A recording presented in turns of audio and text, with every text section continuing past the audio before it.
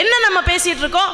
எப்போவுமே குழந்தைங்களை மண்ணள்ளி போடுறது, விளங்க மாட்டேன்னு சொல்கிறது, திட்டுறது. நான் ஒன்றே ஒன்று சொல்கிறேன், முதல்ல ஆசிரியராக இருக்கக்கூடிய அக்கா நீங்கள் புரிஞ்சுக்கோங்க, பெற்றோர்கள் என்ன தெரியுமா செய்கிறார்கள்? நல்ல பெற்றோர்கள், நல்ல ஞானமுடைய பெற்றோர்கள் என்ன தெரியுமா செய்வாங்க? நாம சொல்லுகின்ற பொழுது எப்பொழுதும் குழந்தைங்களோட மனசுல ஒரு விஷயம் படியாது, ஆனால் அவர்களுக்கு பிடித்த ஆசிரியர்கள் சொன்னால் அந்த குழந்தைங்க மனசுல படியும். அப்ப நம்ம ஈகோவை விட்டுட்டு நம்ம குழந்தைக்கு எந்த ஆசிரியரை ரொம்ப பிடிக்கும்னு பார்த்து, சார் அல்ல மேடம், இது மாதிரி ஒரு விஷயம் இருக்கு, நீங்க சொன்னா அவன் கேட்பான், நீங்க சொன்னா அவன் கேட்பான், நீங்க சொல்லுங்கன்னு அந்த ஆசிரியர் கூட நாம பயணப்பட்டு அந்த குழந்தைய வளர்க்கிற பொழுதுல பிரமிக்கக்கூடிய ஒரு குழந்தையாக அந்த குழந்தை வளர்கிறது. ஆனால் பெற்றோர்கள் ஆசிரியர்களை மதிப்பதற்கும் ஆசிரியர்களை அங்கீகரிப்பதற்கும் தயாராக இல்லை. உங்களை மாதிரி பெற்றோர்கள். என் பொண்ணு நல்லா இருக்கானா நான் சத்தியம் பண்ணி சொல்லுவேன் சார்.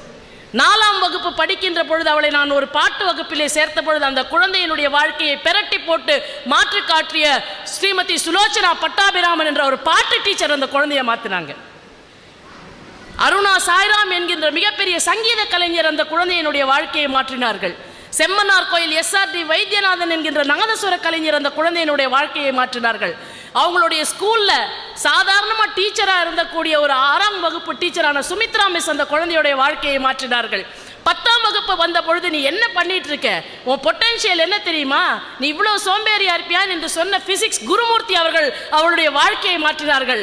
10 நாள் கூட ஒரு ஆபீஸுக்கு போகல, எங்க அம்மாவும் இந்த மாதிரி வரணும்னு நினைக்கக்கூடிய அளவிற்கு தன் வாழ்க்கையின் மூலமாக என் மகளினுடைய எண்ணங்களை மாற்றிய ஒரு வழக்கறிஞர் ஆஷா அவர்கள் என் குழந்தைக்கு குருவாக இருந்திருக்கிறார்கள். அப்ப இவ்வளவு நல்லவர்களும் என் குழந்தையை சுற்றி இருக்கிறார்கள் என்றால் இதுபோல் இன்னும் இன்னும் இன்னும் நல்லவர்கள் சமூகத்தில் இருக்கத்தான் செய்கிறார்கள்.